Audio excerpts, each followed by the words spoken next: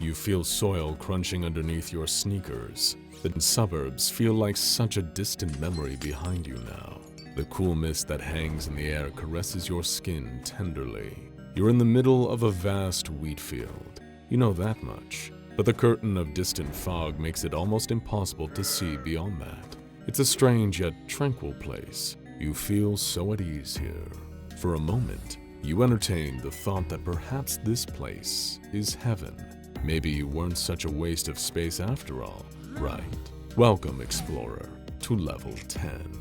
You fall to your knees, days of tiredness catching up to you all at once, like some tremendous cosmic punch. There's dirt on your hands and slacks now, but you don't mind it. In fact, its naturalness pleases you.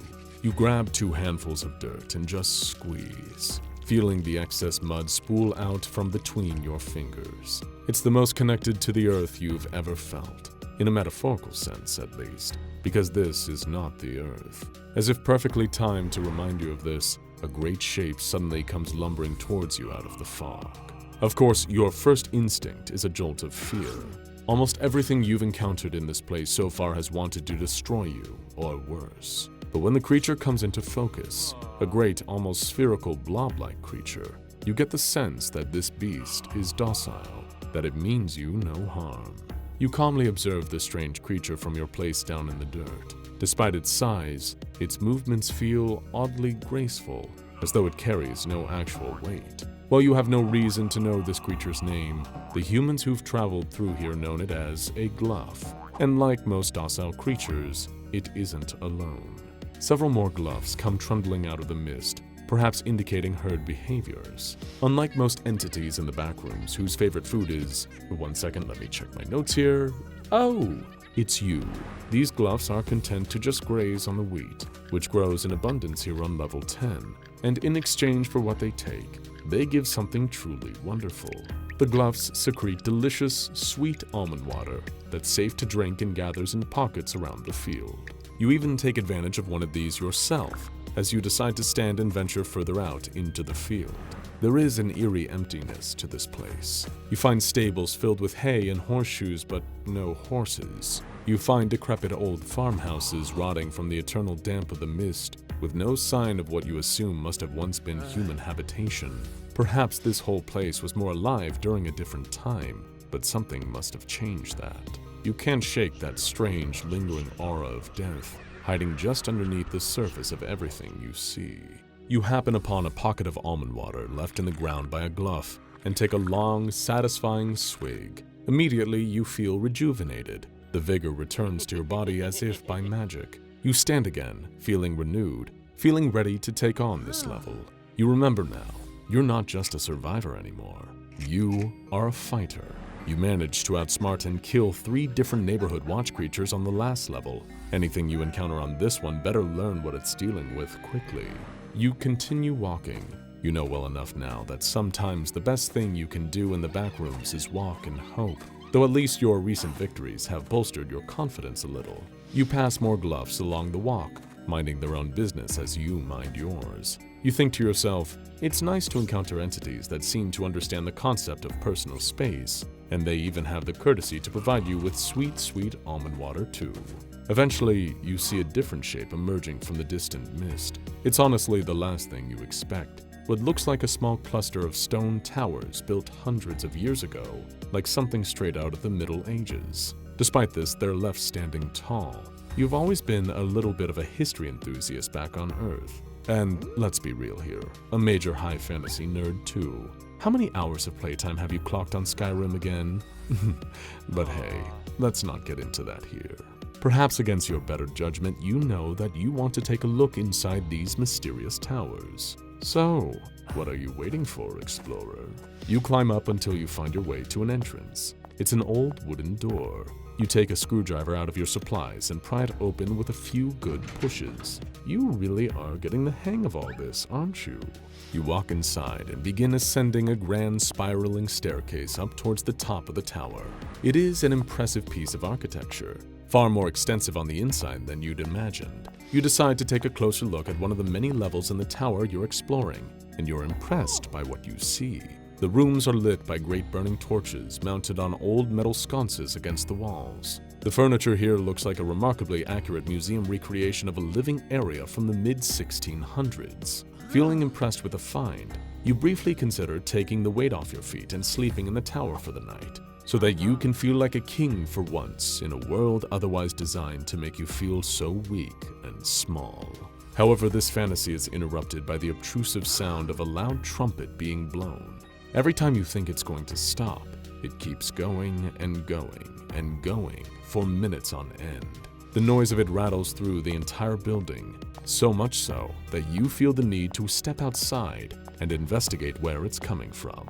However, the second you open the door, a deadly pointed arrow sticks into the wood next to your head at high speeds. You're getting the royal experience after all, but sadly that royalty is either Russian or French. As the trumpets finally stop, you look up and see a group of strange goblin-like beings gathered at the top of the nearby stairs. Each one is carrying a bow and knocking an arrow, preparing to fire them straight through your heart for intruding on their precious tower. These are the archers, and between the soundings of the trumpet, the towers are their domain. So you better skedaddle, explorer, unless you fancy getting turned into a pincushion with depression, hoping that today won't be the day you die. Especially considering you're going to encounter something oddly cute and wholesome later in the video, we promise. You turn on your heels and begin running back down the stairs, adopting the serpentine evasion style to avoid the arrows flying all around you like murderous wasps. In less time than you would have previously thought possible for your feeble little body, you make it to the bottom of the tower and hightail it out of there, as the area around you is positively peppered with arrows. You throw open the door and make a run for it out into the fields again, eager to avoid being killed by a gaggle of ornery medieval goblins who've loaded all their skill points into archery. You're probably already half a mile from those accursed towers when the volley of horns comes in again, finally signaling that the towers are safe once more. Not that you intend on taking your chances like that again. You continue traversing the fields, feeling proud of yourself for getting out of there so quickly. You stop to take a celebratory sip of almond water from one of the pockets on the ground. Its sweetness replenishes you. It makes this crazy world make sense again, if only for a brief moment. There's something curious and enigmatic about level 10, something that lends itself to a mystery, almost begging to be unraveled. Once a group of explorers on level 5, the infamous Terror Hotel, happened upon a Polaroid camera and a pile of notes next to a puddle of mysterious dried liquid. The camera contained several pictures, but all of them were of the vast, misty fields of level 10. The explorers were also able to compile the stack of notes next to the camera, which went as follows. I've been walking for maybe 6 days, and there's nothing but this dirt road and the fields surrounding it. I tried going off route and I got put back on the path. There's almond water in the fields. It tastes sweet. I've been hearing trumpets and roaring in the distance, and I saw something in the fog. I snapped a photo of it. I can't identify it right now. If you hear someone yell fire, go back to the path immediately. Someone just shot a goddamn arrow at my shoulder and I'm still bleeding. I think I saw a tower in the distance and someone on top with a bow. Everything's calm. It's silent. She saved me. An angel appeared in the sky, trumpet in hand. If you find yourself in level 10, stay in one spot. She'll find you faster that way. To this day, nobody knows who exactly she is. But hey, if you keep looking, explorer, you may eventually find out. We just hope that when you do, it doesn't make you regret everything. But really, what are the chances of that happening, right? Be sure to let us know your theories on who she is down in the comments, too. Now that's a long enough almond water break, explorer. Let's continue. After more wandering, you happen upon something extremely strange. Though, of course, in the backrooms, extremely strange is a highly relative concept. You've seen abandoned farmhouses and stables from what could have been the 1800s. You found old stone towers straight out of the 1600s, and now you've discovered a strange little town that looks like it's been plucked right out of 1985. This is MALT Town, home to a decent collection of fellow Backrooms explorers, and protected by members of the Backrooms non-aligned trade group, who are holed up in a nearby outpost known as the Level 10 Resource Station.